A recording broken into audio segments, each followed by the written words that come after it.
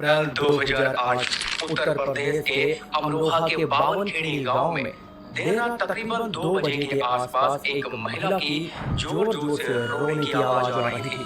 पड़ोसियों की नींद खुली तो वे सभी उसके मुख्य दरवाजे पे जा पहुंचे, लेकिन दरवाजा अंदर से बंद था।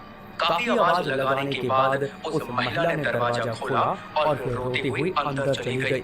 पड़ोसी भी उसके पीछे पीछे गए और जो उन्होंने वहां उसके घर में देखा, उसे देख करके सभी के होश उड़ गए, क्योंकि घर में रह रहे 7 लोगों की गर्दन कुल्हाड़ी से काटी जा चुकी थी। इनमें एक 10 महीने का बच्चा भी शामिल था। शबनम का रो रो कर बुरा हाल हो रहा था। वो अभी कुछ कहने और सुनने की हालत में नहीं थी। लोगों ने फिर पुलिस को सूचना दी। इतनी बड़ी घटना सुनकर के पुलिस पूरी टीम के साथ वहां पहुंची। सुबह होते होते गांव में भारी पुलिस बल तैनात कर दिया गया। यह घटना इतनी भयानक थी कि उस समय के मुख्यमंत्री मायावती जी को भी शबनम से मिलने के लिए आना पड़ा और उन्होंने उसे 5 लाख रुपए मुआवजे के रूप में देने की घोषणा की। लेकिन अभी इस घटना के पीछे का सच जानना बाकी था कि यह सब किसने और क्यों किया है, जो कि ये तो आगे की जांच और पोस्टमार्टम की रिपोर्ट से ही पता चलने वाला था। और जो सच्चाई सामने निकल कर के आने वाली थी, वो सच में आप सभी के होश उड़ाने के लिए काफी है। तो फिर स्वागत है आप सभी का सीखो के ऑफिशियल शो क्राइम डायरी में। एक ही परिवार के 7 लोगों की हत्या हो गई और एक लड़की केवल बची हुई। जब इतने मर गए, ये कैसे बची? तो अब इस घटना को समझने के लिए आप सभी को हर एक पहलू पर ध्यान देना पड़ेगा। शबनम, जो कि एक रईस परिवार से थी, उसके परिवार में उसके पिता यानी कि शौकत अली, जो कि पेशे से लेक्चरर थे, उसकी माँ, बड़ा भाई, भाभी, छोटा भाई, फुफेरी बहन और एक 10 महीने का भतीजा भी शामिल था। यह परिवार बहुत ही नामी और इज्जतदार था और पूरे गांव में उनकी बहुत इज्जत थी। शबनम ने डबल एमए कर रखी थी और अभी तक उसकी शादी नहीं हुई थी। तो 14 अप्रैल 2008 की उस रात जब पुलिस शबनम से पूछताछ करती है तो शबनम ने बताया कि रात को डाकू पीछे की दीवार टाप करके घर में घुसे और वो इन सबको मार करके घर के मेन दरवाजे से बाहर भाग गए। मैं छत पर सो रही थी, शायद इसीलिए बच गई।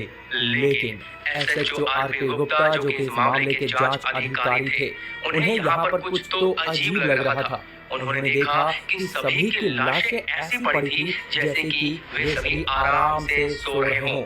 यहाँ पर संभव था कि उन पर बेहोशी की हालत में ही किसी ने वार किया हो। फिर पुलिस वालों को पूछताछ के दौरान पता चला कि जब पड़ोसी वहां पहुंचे थे तो दरवाजा अंदर से बंद था, जबकि शबनम ने तो कहा था कि डाकू दीवार टाप कर आए और फिर मुख्य दरवाजे से भाग गए।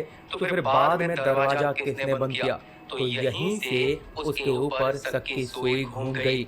पर आरपी गुप्ता अभी शबनम से ज्यादा पूछताछ नहीं कर सकते थे, क्योंकि कहने को तो उसकी हालत अभी काफी नाजुक थी। फिर जैसे तैसे 2 दिन और बीते। फिर जांच में कुछ और बातें भी सामने आई और 16 अप्रैल 2008 को पोस्टमार्टम की रिपोर्ट आई, जिसमें खुलासा हुआ कि उन सभी को पहले नशीली दवा दी गई थी और फिर सोते हुए ही उनकी गर्दन पर कुल्हाड़ी मारी गई थी। केवल 10 महीने के बच्चे का गला घोटा गया था।